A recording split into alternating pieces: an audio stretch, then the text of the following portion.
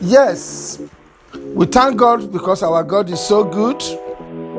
No matter what is going on or what we are going through, God is good.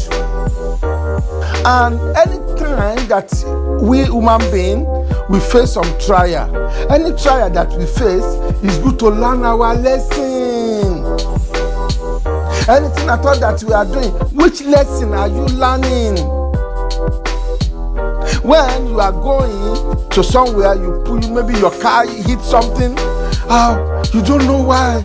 You don't understand why this thing happened. Oh, I learned my lesson. Next time I will never go that way.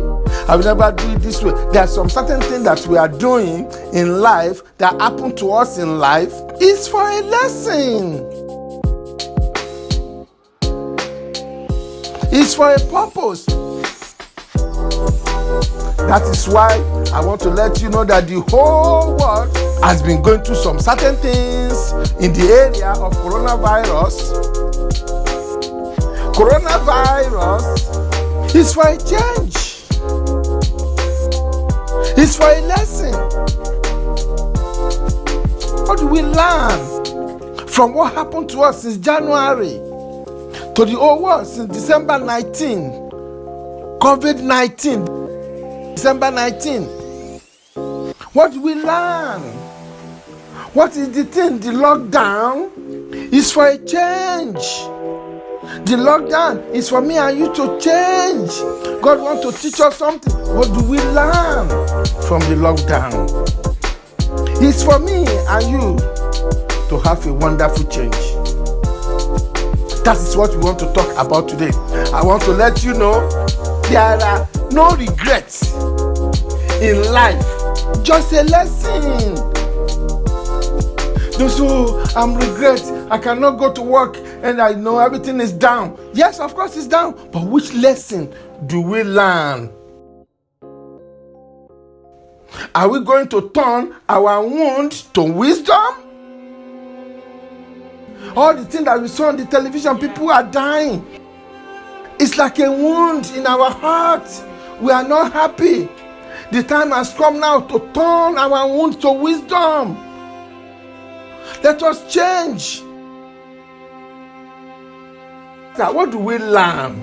What is the thing that we learn? Number one, I want us to first of all learn and change and know that the whole world belongs to God. Maybe before you've been thinking, oh no, I don't have time for God. I don't even believe in God. I want you to know that the whole world, it belongs to the Lord. I remember in the book of Psalm 24, verse 1. He said, the earth is the Lord, and everything in it, the world, and all the people that is in it. He said it belongs to God. God claim it, it belongs to Him.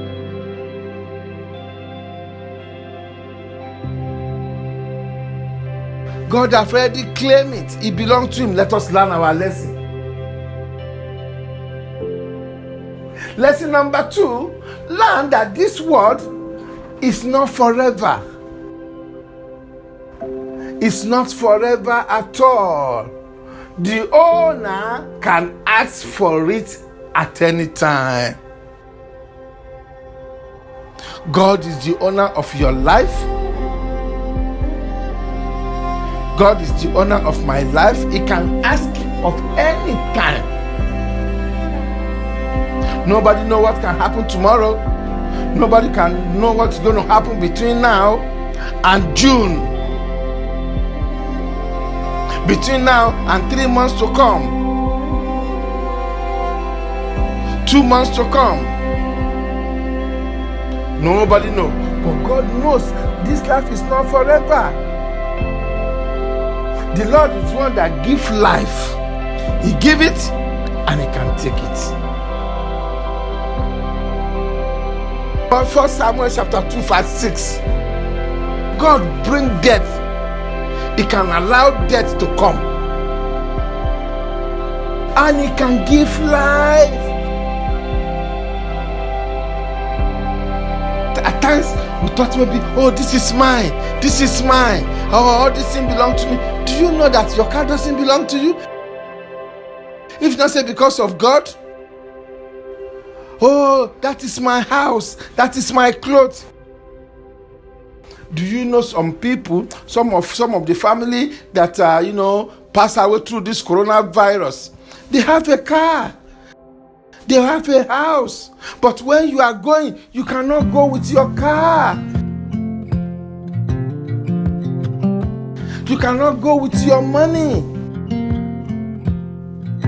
You come naked, you go back naked.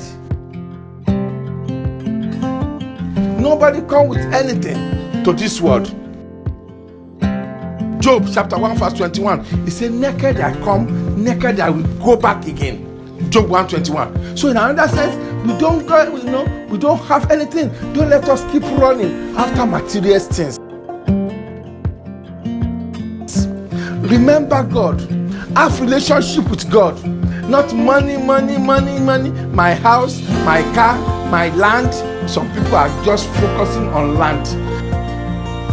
Some people, that when this coronavirus started, a lot of people, they are focusing on toilet roll. They bought a lot of toilet rolls. They loaded it. They loaded tomato ketchup. A lot of things, they put it in their house.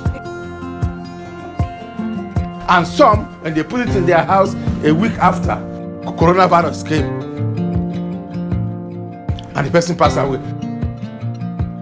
Who's going to use the toilet roll? Going back to sharing it. We don't come with anything to this world, and we never go back with anything. That is very, very important. And that is what I want to say. I remember there was a story of a man in the Bible. Number one, two brothers.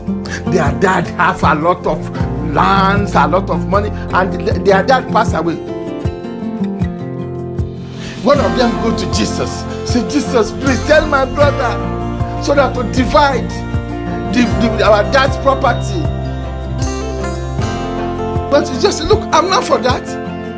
I don't come to divide somebody's property. Yeah, I'm not there. That is greedy. For me to say, okay, now you take this one, that one take that. I don't come for that. And just said, let me give you a story. And Jesus gave a story of a man that it's like this man won a lottery. So say that's a lottery in the Bible. Yes, the money that you don't expect, the money that you don't even work for. You think the blessing just come. It's like a lottery.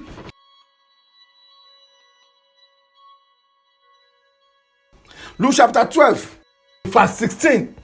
He told them that story. He said there was a rich man. This man here, he have a big blessing, a big field, a big crops. Blessing is coming unexpectedly. It's God who allow it to come. Anything at all that you have is God who give it to you. It's not by your power. That's why when you are going, you will never go with your television. You will never go with your fridge.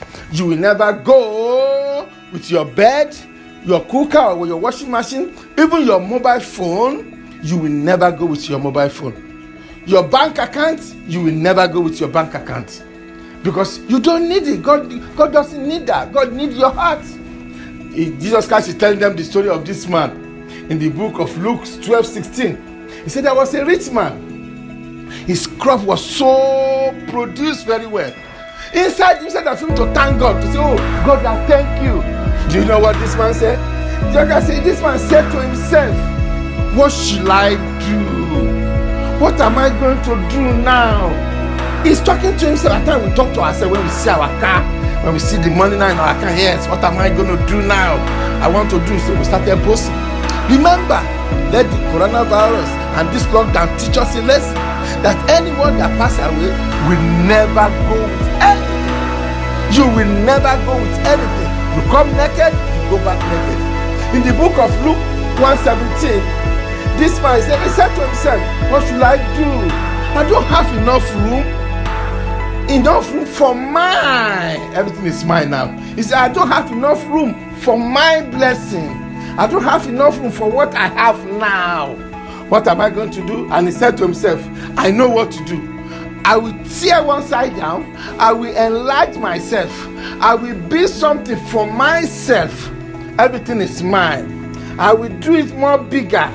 Then I will have enough room for my blessing. Everything. It doesn't say, oh, God, I thank you. I glorify you for what you gave to me. He doesn't thank God for it. It's in the Bible. And as he's saying that, he said, I'm going to do that. Everything is mine, mine, mine. Then he said, I will say to myself. He's talking to himself in the book of Luke. He said, I will say to myself, my friends, you have enough to store. You have enough money now. It's like you won a lottery. You don't expect it. Now let me rejoice. And now I will enjoy myself. I will keep doing everything for myself. I was going to say mine.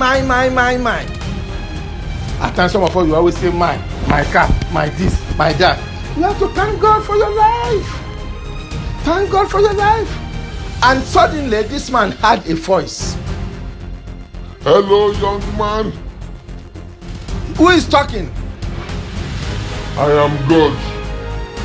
Do you know that tonight I am going to take your life? But that's your life. I say, man, I want to see tomorrow who's going to spend that money. I want us to know that our life is not forever.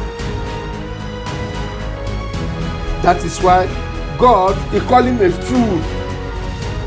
He said, You, this man, you are a fool. Yes, that person is a fool because he store all things on this earthly.